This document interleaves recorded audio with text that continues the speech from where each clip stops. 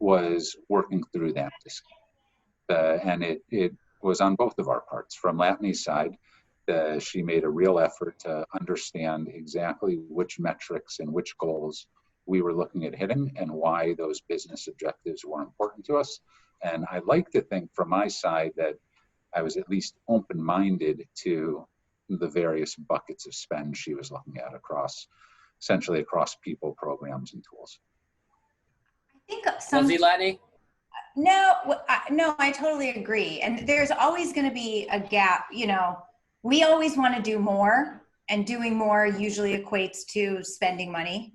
And so there's always more that you want to be able to do. So that's why there's sometimes that gap, but then it's walking through and saying, okay, what are the trade-offs? And then some of it's a timing aspect too, right? Like if you think about, you know, you want to manage your cost against when we think revenue is going to hit.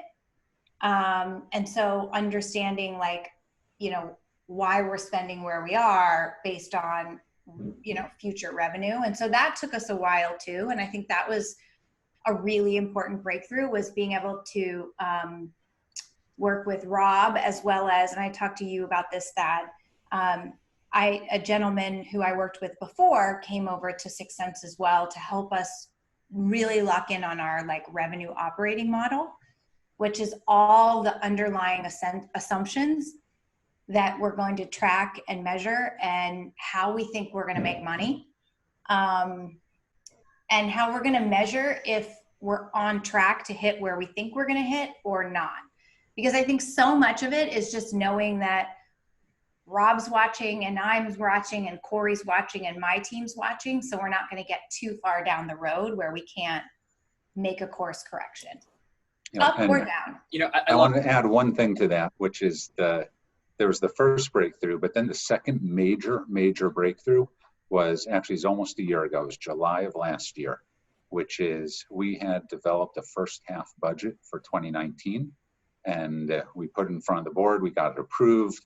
Latane and I sort of had a handshake agreement that she was going to go above that budget by 5-ish%, kind of wink, wink, nod, nod. And come July of last year, we went back and looked, and she came in about 4 to 5% above budget, exactly as we had discussed, with still some day-to-day interaction, but fairly hands-off. And once you see something like that, the trust builds quickly thereafter. Yeah, and I get it. That's like critical. The trust component in many of these conversations.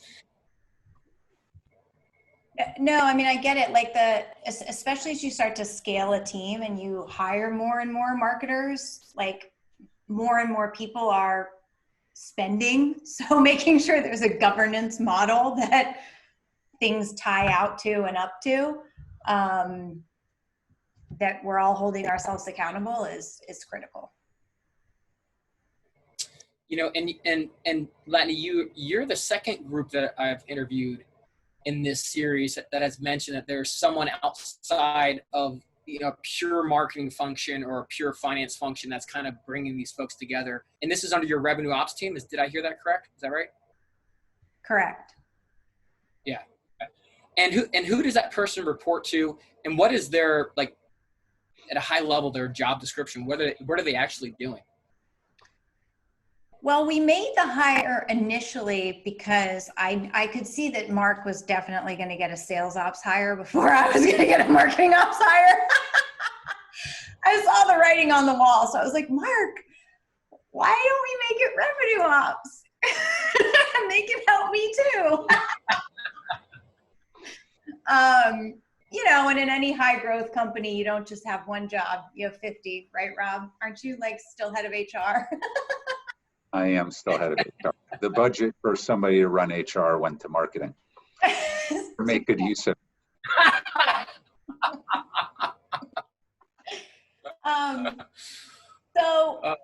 So we kind of created this function, and what I like about it is a new and then they connect now with someone on Rob's team to literally like report, like help build that operating model I talked about, and then report out on it. And I think the reason people don't trust marketers is, like, I can spin a story, right? I can take any stat and show a chart that's up and to the right. Like, just, you know, that's no problem, right? And so the faster you can get to, like, consistently agreeing on what we're looking at and why, and then really knowing, like, is it red, yellow, or green, and what do we need to do? That just kind of takes some of the bullshit out. Well, and that's also the next step. After developing the trust around sticking to a budget and spend, the next thing is understanding that X dollars of spend will yield Y dollars of pipeline, and that pipeline is actually solid and will have the close rates that we're accustomed to seeing. Right. Yeah, and when that was a problem before was we weren't, you know, some of the things we had to put in place was because, you know, we do test things and some stuff doesn't play out, right? And so, but being able to at least all look at it and know what worked and what didn't work, and know that we're, like, cutting stuff that's non-performing or fixing stuff that's non-performing is important. Yep. And let's get back to that in a second, because I want to make sure we tap into this notion that was, you know, essentially the undercurrent of the title, which is, you know, these are unique times, right? We're in this moment of COVID, if you will. And I think, you know, one of the questions that comes to mind is, what's changed that's not obvious? Like, I understand we have to be way more fluid in understanding budget based off of revenue numbers coming in, because there's so much variability in the world. But as folks, you know, begin to kind of peel back the layers of onion to try to create a framework for making decisions, what would the two of you recommend to them to think about as they are making these decisions that they may not be seeing? I'll go first on that one. So in the three spend buckets I look at, the people, the program, and the tools, I would say that there's a much higher premium placed on short-term or flexible projects or spend, right? Every dollar is not created equal, right? If you want X dollars to hire a new person versus that same amount of money to go run a digital advertising campaign that can be turned on and off at a moment's notice, I'm going to say the digital advertising campaign without even actually thinking about it, right? You go out and you hire another person. In my book, that's a long-term commitment. Just like a software tool, right? And the way we operate our business, hiring a person's a much longer term commitment than a software tool. So it's not even just the level of the spend, it's what it's on. And that determines sort of how much I might scrutinize it now. I think it's something I've had to develop, honestly, because I tend to want a more full-time team. You know, that's just how I've typically gotten exceptional results. But we've been very proactive about trying to build out a stronger contractor network and, you know, firms that we trust, so that we can now, you know, feel like we can have 6 cents quality work and deliver 6 cents quality work, but not always be hiring, which is actually not an easy thing to do. No. And then there's one other thing that seems small but isn't, particularly as it relates to COVID and field events for marketing. There's a lot of spend that goes on around field events in other groups, right? So when I'm evaluating a conference in Austin, Texas, and I know what the sponsorship cost is, and I know what the venues cost and whatnot, but we're also sending 30 people there from various different groups, and they're buying plane tickets and they're getting Ubers and on and on and on. Those 30 people are now not going to Austin. So, for example, our CEO might go to the event. Well, he's not going. And Latane doesn't get credit for that reduction in spend, but that's additional cash that we have that really is a marketing dollar, even though it just sits in some other P&L. So if I was Latane, I would want to be going after those dollars, or not so much going after those dollars as using that as a justification to either not cut the marketing budget during COVID or potentially increase it marginally, because they can essentially pull cash, which is all fungible from other groups' P&Ls. Well, Yeah, that's an excellent point. Takeaway, right? Like, exactly, right? There's a lot of folks that aren't thinking like that, which is some of those savings in other P&Ls should somehow, hopefully, make its way back to marketing.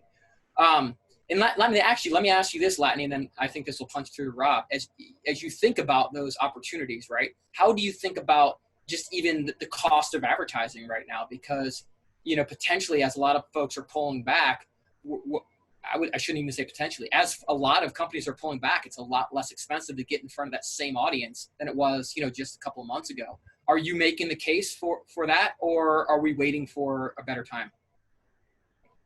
No, I mean, we have always programmatically and been ratcheting up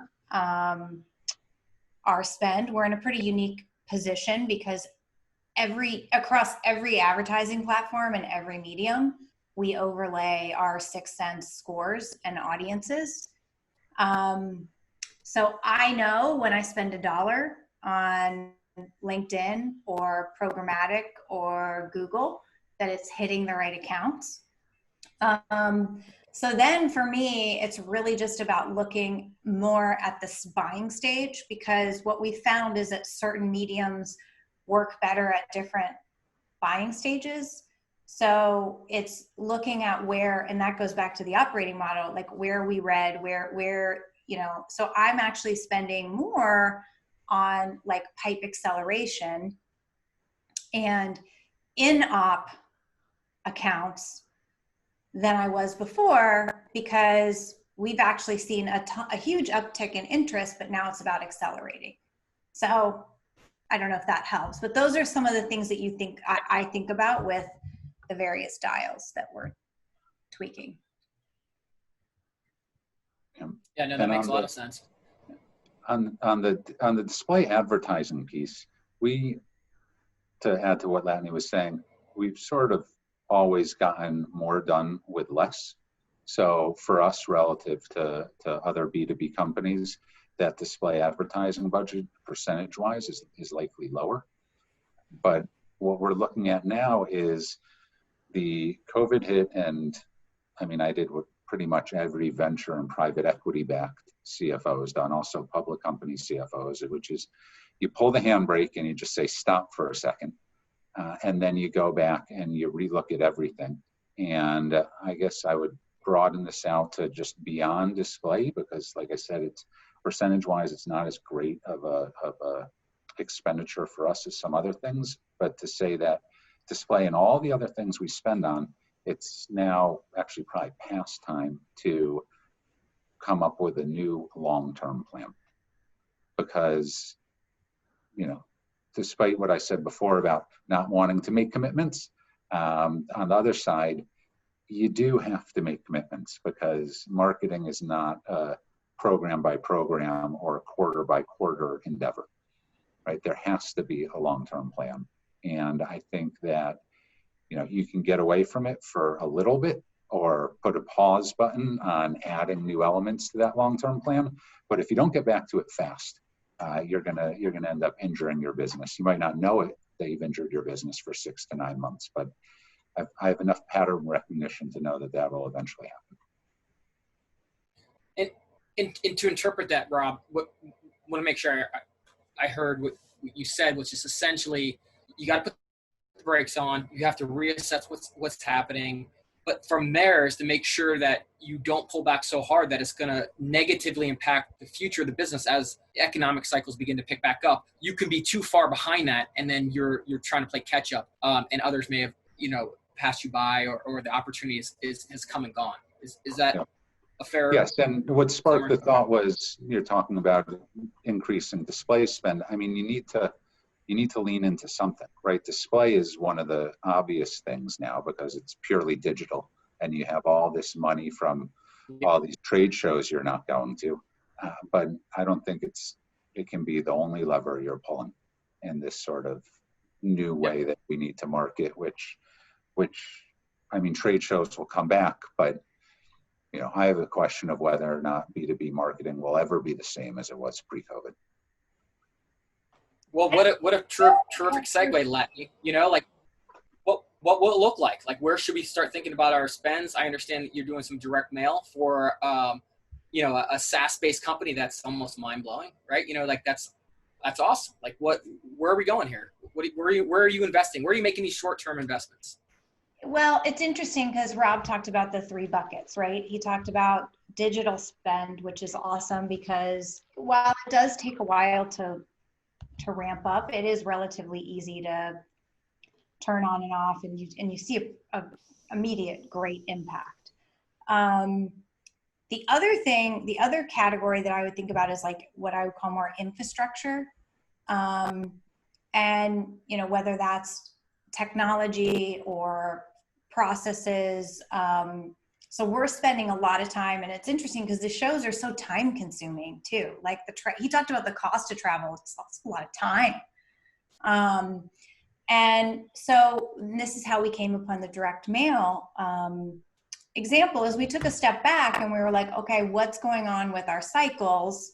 And what we found was, again, we don't need to create any more demand. We actually have plenty of demand. Our challenge is capturing and accelerating demand. And we started to map each of those phases and how can we lean into the experience and do something significant on the capture side, but also when it comes to customers and the meaningful moments in our customer life cycle. And we realized that we think we have a really great use case for direct mail. Now, I didn't go right out and buy a tool. We tested it. So we ran some various tests and kind of refined exactly what we wanted to do. And then it made sense. And my field marketing team is amazing. I told them, I'm like, you're going to have to present this to Rob. So get it together. And, Rob, give him your impression. But a lot of it's just thinking through stuff. Yeah, for starters, they rocked it with the presentation. We got on the phone. You could tell within 30 seconds that, I don't know, maybe they'd spent weeks preparing to go in front of the scary CFO. And they laid it out exactly in the way that a CFO or procurement or just finance person in general would want to see it, which is the business case, the actual ask they're making, and then show me the costs and the pipeline impact by month, by the way. Yeah. The call for those field marketers probably was a little bit of a letdown because they were loaded for bear. Right? They were geared up for, who knows, a 3-hour screaming match or something. I don't know what they were expecting. And it took 3 minutes and 2 questions. And my 2 questions were answered by them scrolling down or scrolling to the right in the spreadsheet. So those are you don't get to that moment. Sorry, go Latane. Keep going, Thad. I was gonna say you don't get to that moment, Latane, just by luck, right? And all of a sudden they just kind of hit it right. Like you coached them, I would guess, into understanding what Rob's looking for and how to position this. So let's talk about that for 1 second, because I think there's a big part of the conversation that's just to Rob's point around the big scary CFO. Although I know Rob likes Lady Gaga, so I don't know how scary he can be, right? Like he's a little bit easier than most, would my guess. But and don't get me wrong, I like some Lady Gaga as well. So no harm, no foul there, Rob. But how are you coaching folks to have those conversations? You obviously have mastered that. What does that look like? And then let's talk about some of the models, because I think you guys are doing some interesting things that are worth surfacing as well. So I, was an accounting major and actually got my CPA, which is crazy. And I'm sure it makes Rob cringe. But, I think that the perspective that marketers don't understand math is wrong. Like, we know how to use a spreadsheet, just the same as everybody else. And, you know, one of the things I started doing with my team years ago is I started doing the stack rank. And so they know about the stack rank. And it's sort of the Jack Welch, like we have to cut something. You can't do new things without cutting something. And everything always was stack ranked based on pipeline and versus cost. And it's like, and we, you know, it was sort of like trying to get better against ourselves. Like I never found a good external benchmark, but it was like, okay, if we were on average 25 times last year, you know, let's make the new threshold 30 times ROI or whatever, right? And so I think that folks are sort of used to that model and thinking through, it's not just do we spend on direct mail, because if we spend on direct mail, that means we're not going to spend on something else, right? So it's a finite group of resources. So again, mapping, first of all, where is the most critical area that we invest, because the result's going to be different depending on where it is in the funnel. What's the cost of that? Have we done enough testing to put a realistic expectation of how it's going to perform, right? Just saying, oh, you know, the vendor told me it's going to be amazing. Well, no, have we tested it in our own environment and seen like, this is how it works? Then all of a sudden, you know, have we vetted the players? Then it just becomes easy to make a decision. But I have a saying, no data, no decision. So they're sort of used to this. I have two comments to that. The first is that in addition to all that, it's nice when, actually three comments. It's nice when the marketer doesn't come in and make a sales pitch, right? Beyond just saying, oh, the salesperson at XYZ vendor says it's great. No, nobody like me wants to really get pitched to. The second thing is, I would actually say that the reputation for marketers is that they're very good at math. I feel like it's sort of a Darwinian process. Every B2B marketer spends their entire career fighting for budget more than, say, engineering and sales. And as a result, the ones that are left standing happen to be good at budgeting and spreadsheets. And then my final comment goes back to something you were saying, Thad, which is the Lady Gaga fans are referred to as little monsters. So we can't be scary. Little monsters. Love the little monsters. I love it. Oh, this is great.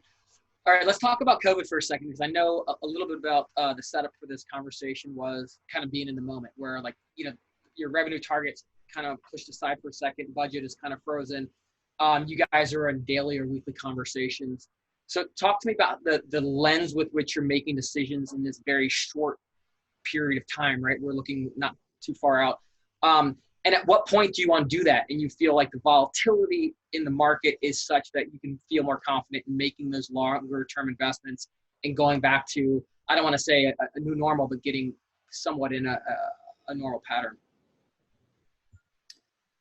So, I mean, we're meeting weekly, and I think it's important to know that it's not just my budget, it's also customer success and sales. And so I think Rob has done a great job, you know, on our executive call, like taking us, like we all own, Rob's not the only one who owns our financial results, right? And so, you know, him taking us through and where we are and worst case and best case. And then we can kind of look at each other and say, okay, it's probably time to ramp back up engineering, and that's the priority, but we'll keep marketing where it is, right? So we're making those decisions together across, not just in marketing, but across the entire exec team. And the fact that he's coming to us weekly with the scenarios that we can digest and talk through, I think has been really helpful.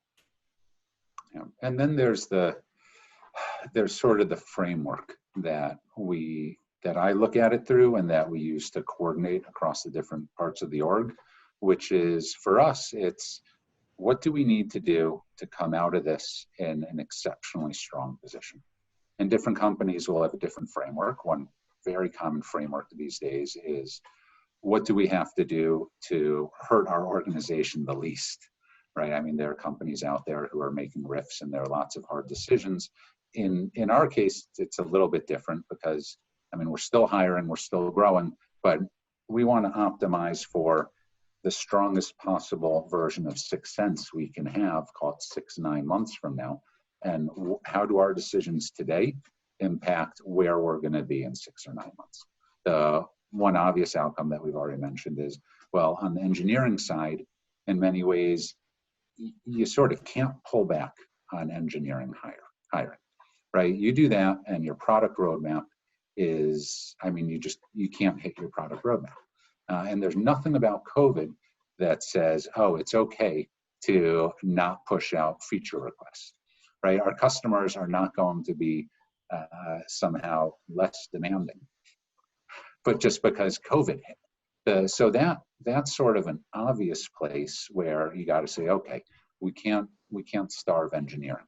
Now, it requires a lot of coordination on the part of the rest of the company to figure out how you allocate the dollars after that. And I think the key thing to consider here is having balance, because in the short term, you could in theory go and hire 10% more sales reps and not invest a single additional dollar in marketing.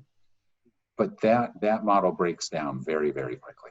And it seems sort of obvious when I say it here, but when you're in the weeds and you're dealing with the day-to-day we have now, it isn't necessarily top of mind when you're making your decisions. You may very well say, go hire 5 more reps and we'll figure out marketing later. Mm-hmm. But you can't do that. If you're going to go hire 5 more reps, you got to figure out what you're going to do with marketing now. You got to figure out what you're going to do with your BDR and your SDR team. You got to figure out what you're going to do with solution consultants. You've got to figure out how many new customer success it just snowballs. But hiring AEs is the easiest spend because it feels very direct. Like, I hire this AE, I get this quota coverage. And I think that's where people can fall down, is not thinking about, you got to think about the AE plus what it's going to take to make that AE successful and know those models and ratios. It's also refreshing, frankly, to hear you talk about the investment in product as much as, Latane and I are in the marketing function, right? But, that shows a long-term view. And as evidenced by the fact that, and I should have said kudos to start, that you guys are named a leader in the Forrester Wave report for ABM platforms, right? Like, you don't get there by underinvesting, right? And you're showing that even in these more difficult times, you're still willing to put cash into what's most important to the longevity of the company, which is delivering on the promise of the platform itself. So I think that's a tough thing to do, right? In a scenario like this, especially when a lot of companies are needing to cut back, and they're just trying to find a way to make do. So was that, Rob, did you have to work with the board to get that approved, or was that a no-brainer and everyone believed in the vision and the roadmap, and that was just an obvious path? That happened very slowly, then all at once. Right, we pulled the handbrake and did a ton of work, and it became fairly obvious fairly quickly that let's not pull the handbrake on product, and we'll let that continue to hire, and then we'll figure out the rest. But it's a great example, and it's maybe the most important lesson that I've learned over the last 3 months is you need to find a way to get to conviction about whatever path you're taking. It was easy to find conviction around product, right? We're ultimately, a product first company. It was easy to find conviction there. It's more difficult to find conviction around the other elements of our business. But we're working on it. At the beginning of the year is we put together like our vision for the year. And this year it was to be like a customer loved platform. So a lot of our strategy is around, customer driven features and just all kinds of things around supporting our customers. So I think another kind of headcount that came up was around customer success and training and building out some of those things. And that was also a relatively easy decision because like we all came together for 2 days and decided these are our priorities. So why wouldn't we continue to, as we roll up investment, go with what we've already decided is right? Sounds like strong strategic alignment as you're figuring out what your priorities are for the year itself. Let me, and I know we're getting to about the top of the hour here, so I don't want to eat up too much of your time, Robin, Latane. This has been fantastic and super fun, actually. Let's talk about predictions and recommendations. And Latane, maybe I'll start with you. You know, what is the prediction that you would make in this strange and volatile time that we're in right now that not enough people are talking about? It's kind of the thing that's hidden that we should be thinking about or talking about and planning for. So, I mean, the biggest aha that I had was, again, and I said it earlier, like, stop thinking of your role as going out and creating demand. Just stop. You're not going to a trade show to create demand and like beat someone over the head at your booth or carpet bomb them with ads. What you want to do is think about product market fit and then uncovering demand and the best accounts for you. And it might be way less and it might feel like you're doing less. But when you start to take that approach of being very targeted and specific about people that already are interested and it's just about capturing demand and you get surgical about that, you're going to see way better numbers than what you were doing before. And we're already seeing that play out. We had our best month for pipeline last month. Because again, I talked about like these more infrastructure projects to really take demand that we already know is there and just make sure that we're the first they talk to and we're accelerating them through the journey. So I think that's going to be, people were already starting to understand that with account base, but they were sort of doing that as like a sideshow thing. Like, oh, we have our target account list and we do ABM for them and we still do this. I think now like all bets are off and the companies that will win will use insights and like totally pivot to an account-based approach. And does that mean opening up beyond that top list of target accounts you're going after to then potentially capture demand with folks that are beyond that list? Is that what you're seeing happen today? People opening up the list itself because they want intent-based clients first? Yeah. I mean, our territories are dynamic based on intent. So, you know, we say like I want to accelerate getting in-market demand worked. And that's Mark and I's job is together. We can already see it. So we don't need to go create anything. And I think that's the biggest aha B2B marketers work. I love it. I love it. That's fantastic.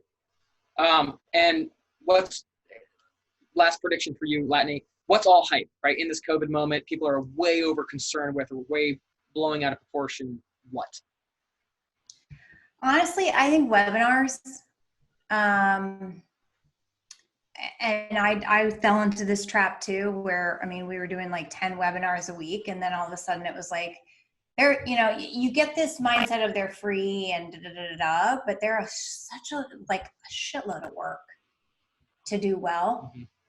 And so not that webinars are going to go away, but just being more strategic about when you use them, how you use them.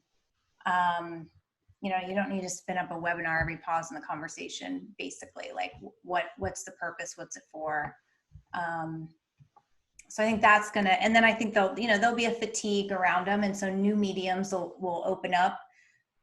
Things like this that are more like video and on demand. I think about the way my kids learn and consume content. Like they're going to the University of YouTube, Thad. Like they have done all kinds of projects around here. They've put together all kinds of stuff. I don't teach them anything. They go on YouTube, and that's like the future of learning. And so I think the faster we learn and like lean into that type of content, micro content, video, easy to consume, I think that's going to be the future. Yeah, you see that in the experience you have with your site, right? You're constantly providing them opportunities for re-engagement versus a single landing page for conversion and then a demo, right? Like you've got those streams of opportunity for learning. I wholeheartedly agree with both of those. Rob, what's all hype out there? Or excuse me, actually, let's start with what are people not talking about enough that they should be aware of going forward in this COVID environment? Latane talking about her kids makes me think about my kids. If we get to next fall and there's no school, we should all be talking about that right now. But I feel like something that folks potentially aren't focused on enough is the way companies communicate internally and how that's changed or how it needs to change in this type of environment, right? There's no, I used to find things out sort of by accident, just by listening in the office. That's gone now, right? I don't know as much anymore just through osmosis. And that means that, I need more input from the various teams just on what they're seeing for problems or where they want to spend more or you name it, right? Every part of the business, the level of communication needs to be, we need to step up in general. And I think we, not just we, most companies did real well the first month or two. And it's starting to get a little old, making sure you have your one-on-ones every week or twice a week and making sure you're doing your team meetings. And I would say that right at the point where it sort of feels kind of old or trite or repetitive is the point where you got to double down on that. Yeah, I think that's so smart. I mean, too many emails, not enough conversations. People are trying to get through their day, but there's a lack of context in these conversations that we used to have in office that we don't have now. And I got to say this, Rob, just to say, that's pretty brilliant coming from a CFO. I wouldn't think about most CFOs coming with an empathetic communication first approach, which I think is, good on you. That's great. I'm not sure if it's empathetic or it's that I can't spy on folks and know what's going on all the time. But we'll go with empathy. Absolutely. We'll let the audience decide. That's fine. I'll take it as empathy. But what's all hype? What are we so worried about that we shouldn't be? So I personally don't think that we need to worry as much about what the future of B2B marketing is going to look like as we do. And it's for two reasons.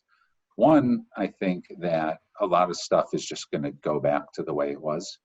Maybe it isn't this fall, maybe it's not till late next year, but I don't see trade shows and the like going away. But then the other piece is there are things that will definitely change, right? In my view, in my prediction, we will be more digital first marketers. There will be ways that we engage with our prospects and our customers that are either new or just more prevalent. But from what I've seen, we're all sort of on track right now to get there, right? It's not like we have to go rush out and completely rewrite the playbook. And I was thinking about this earlier on, right? Like Latane was saying, our goals from 6 months ago, they're still our goals. They're the same.